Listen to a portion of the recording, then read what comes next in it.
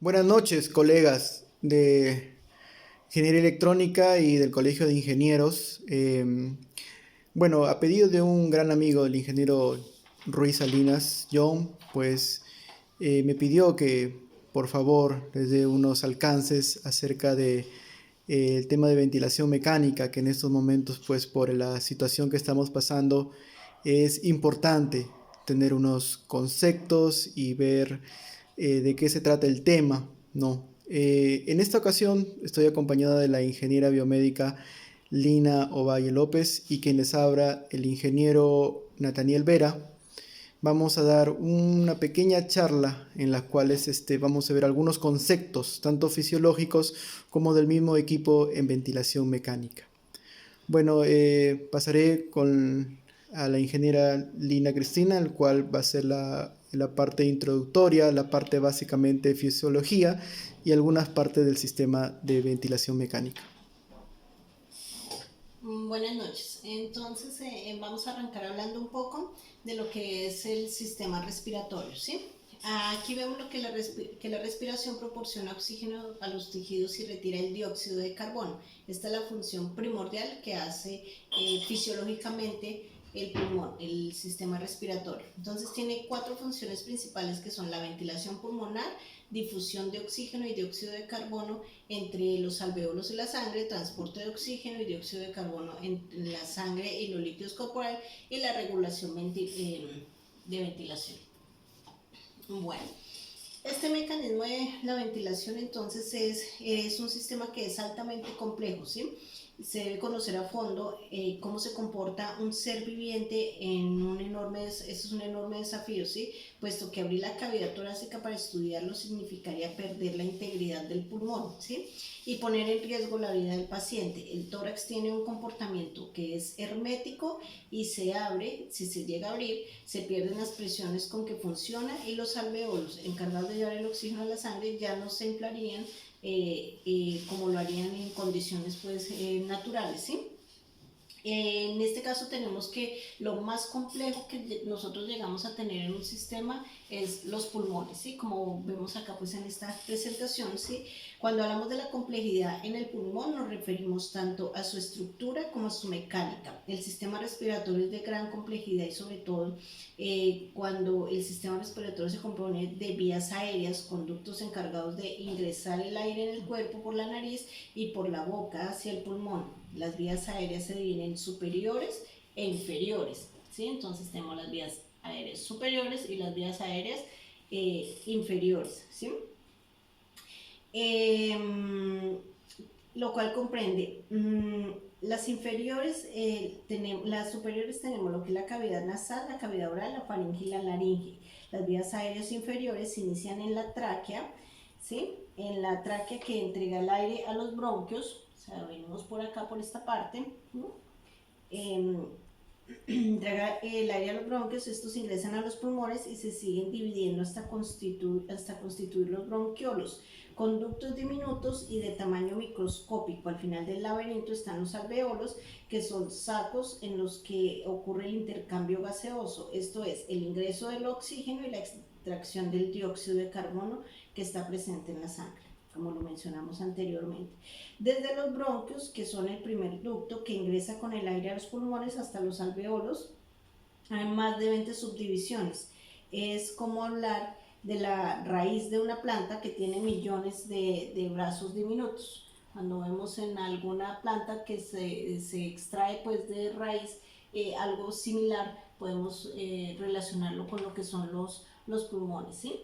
Además de esto, que a grosso modo hablé pues de lo que es la parte fisiológica, ¿sí? También tenemos algo que se llaman las presiones, ¿sí? Que se originan en el movimiento de entrada y salida del aire de los pulmones, como lo vimos en la inhalación y exhalación, ¿sí?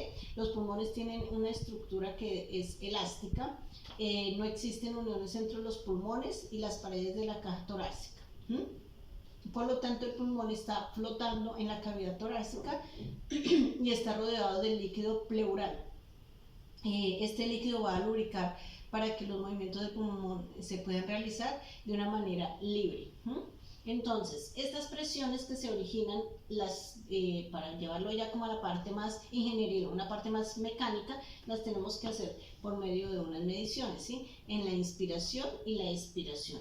Esto nos comprende lo que es inspiración y acá lo que es la expiración, ¿sí? Entonces vemos cómo es el volumen pulmonar, la presión que ejercen los alveolos, ¿sí? Y la presión transpulmonar, presión pleural. Entonces, todo esto que estamos viendo debe ser en lo normal, ¿sí? La presión en centímetros de líquido, ¿sí? Y también el cambio de volumen que estamos viendo. Esto ocurre en una persona normal que no tiene ningún problema, que no tiene ninguna afectación en sus pulmones, ¿sí? Entonces, tenemos algo que es el volumen y la capacidad pulmonar, que se mide por medio de una espirometría. Esta va a registrar el movimiento del volumen del aire que entra y sale de los pulmones. Aquí estamos viendo normalmente cómo es que se hace la espirometría. Este es uno de los dispositivos que se utiliza para esto. Y aquí entramos a hablar también un poco lo que es en la parte de biomecánica, ¿sí? Que es importante ya para entrar a hablar un poco de lo que es el equipo que puede llegar a reemplazar la función de inspiración y expiración, que es cuando ya un paciente pues tiene algún problema. En este espirograma vemos los volúmenes pulmonares de diferentes condiciones de respiración. Para facilitar la descripción de los acontecimientos de la ventilación pulmonar, el aire de los pulmones se divide en este diagrama en 4 volúmenes y 4 capacidades, que son promedio de un adulto, varón y joven, ¿sí? Entonces acá lo estamos viendo. En la parte de biomecánica, entonces, la ventilación es la acción de movilizar el aire entre el cuerpo y la atmósfera.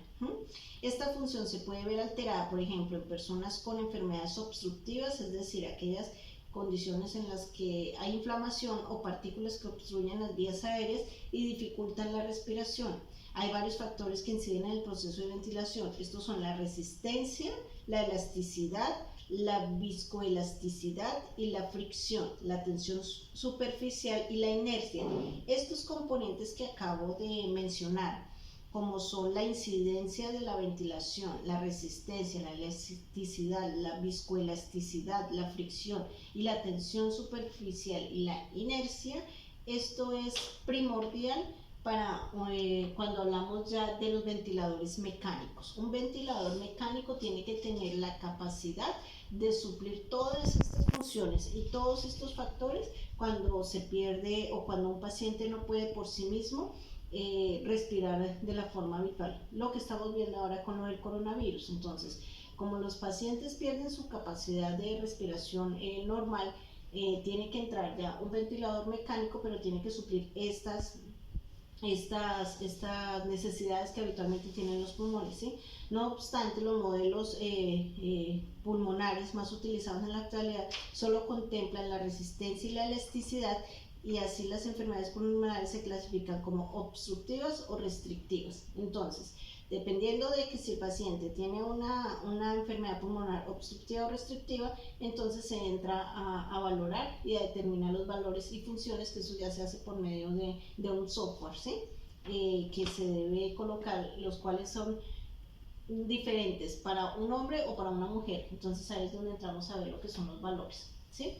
Los ventiladores mecánicos, ¿qué son? Entonces ejercen presión considerada positiva, venciendo las resistencias inspiratorias, o sea, cuando inhalamos el aire de las vías aéreas y las fuerzas elásticas de los pulmones y la caja torácica durante la fase inspiratoria.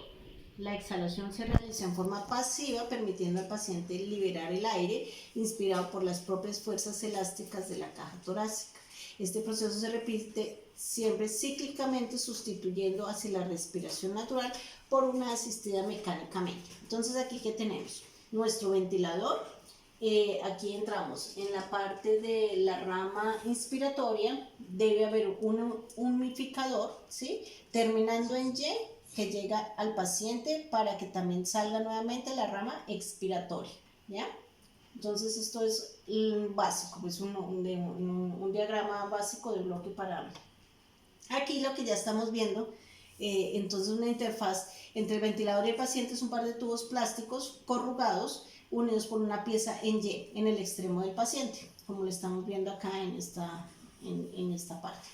De esta manera, el gas inspirado circula desde el equipo hacia el paciente por uno de los corrugados, rama inspiratoria, y el gas exhalado por el paciente circula hacia el respirador por el otro corrugado, rama respiratoria. Entonces, aquí tenemos un diagrama de bloques. Este diagrama de bloques que nos muestra la inspiración, ¿sí? Entonces, tenemos todo lo que es el aire y algo que tenemos primordial, que es el oxígeno, ¿sí? Tiene que entrar aire y también tiene que entrar el oxígeno para que ayude al pulmón. Se deben tener en cuenta los modelos de inteligencia artificial, estimar los parámetros que se deben configurar con un ventilador mecánico, de acuerdo con las características de cada paciente. Cuando un paciente está conectado a un ventilador mecánico, la cantidad de aire que requiere varía según su morfología y su patología.